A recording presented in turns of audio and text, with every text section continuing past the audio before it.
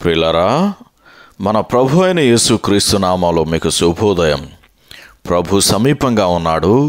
అనుదిన ఆత్మీయ ఆహారం, జనవరి 18 శనివారం. నేటి మన ధ్యాన లేఖనం హెబ్రీయులకు రాసిన పత్రిక 11వ అధ్యాయం 7వ వచనం. విశ్వాసమును బట్టి నోవహు అది వరకు చూడని సంగతులను గూర్చి దేవుని చేత హెచ్చరింపబడి భయభక్తులు గలవాడై తన ఇంటి వారి రక్షణ కొరకు ఒక ఓడను సిద్ధము చేసెను.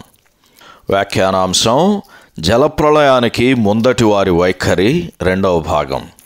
వ్యాఖ్యానాంశం: జలప్రళయానికి ముందటి వారి వైఖరి, 2వ భాగం. వ్యాఖ్యానం: రాబోయే జలప్రళయం గురించి దేవుడు తానే స్వయంగా నోవహును హెచ్చరించాడు.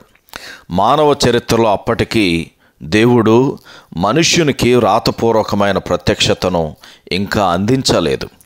బైబిల్ ఇంకా అందుబాటులోకి రాలేదు. అందుకే ఆయన తానే స్వయంగా నోవహును రాబోయే ఆ తీర్పు గురించి హెచ్చరించాడు.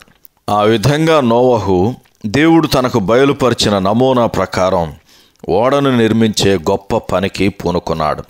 అయితే నోవహు కేవలం ఓడను నిర్మించటమే కాదు, దానితో పాటుగా ప్రకటించే పనిలో కూడా నిమగ్నమయ్యాడు. అందుకే బైబిల్ అతనిని నీతిని ప్రకటించిన నోవహు అని పిలుస్తుంది. క్రీస్తు తన ఆత్మ ద్వారా నోవహును బలపరిచి అతడు ప్రకటించుటకు శక్తినిచ్చాడని లేఖనములలో తెలుపబడింది.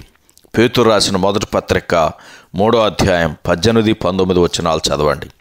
అయితే అతడు ప్రకటించగా వినిన వారు అవిధేయులై దేవుని దీర్ఘశాంతమును ఆయన సందేశాన్ని తిరస్కరించినందువలన వారిప్పుడు చెరలో ఉన్నారు అని పేతురు రాసిన మొదటి పత్రిక 3వ అధ్యాయము 20వ వచనంలో చదువుతాం.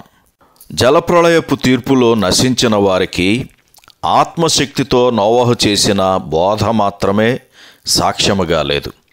నోవహు అనుదినము ఆ గొప్ప ఓడను నిర్మించుచుండగా అది కూడా సాక్ష్యంగా ఉన్నది. సుత్తి దెబ్బల ప్రతిధ్వని, రంపపు కోతల శబ్దాలు కూడా సాక్ష్యంగా ఉన్నాయి. జలప్రళయానికి ముందు లోకం ఎన్నడూ వర్షాన్ని చూడలేదు. ఆరంభంలోని సృష్టి ఒక విధమైన భూగర్భ జలవాహిని ద్వారా తడుపబడింది. ఆదికాండం 2వ అధ్యాయం 6వ వచనం, 7వ అధ్యాయం 11వ వచనం చదవండి. దేవుడు ఎంత దీర్ఘశాంతం గలవాడు, తీర్పు తీర్చడంలో ఎంత నిదానించువాడు. దీనికి నోవహు నివసించిన సమాజం నుండి ఎలాంటి ప్రతిస్పందన వచ్చింది? దేవుని వాక్యం వారిని అవిధేయులని పిలుస్తుందని మనం ఇప్పటికే చూశాం.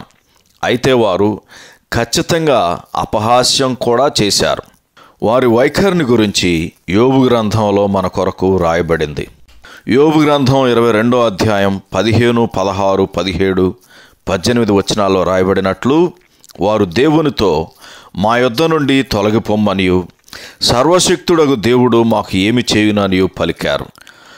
వారు జలప్రళయాన్ని గురించిన ఆలోచనను కూడా అపహాస్యం చేశారు. నోవహును దూషించుచు సర్వశక్తిమంతుడు తమను ఏమి చేయగలడని హేళన చేశారు. వారి చరిత్ర రాబోయే తరానికి ఒక నీడగా ఉన్నది. అంత్య దినాల్లో అపహాసకులు వస్తారు అని పేతురు 2వ పత్రిక 3వ అధ్యాయము 3-4 వచనాల్లో రాయబడింది. అలాగైతే మనము నోవహు వలె దేవుని కృపకు, రాబోయే తీర్పునకు రెండిటికీ నమ్మకమైన సాక్షులంగా ఉందుముగాక. సహోదరుడు బ్రయాన్ రెనాల్డ్స్ శుభములతో వందనాలు.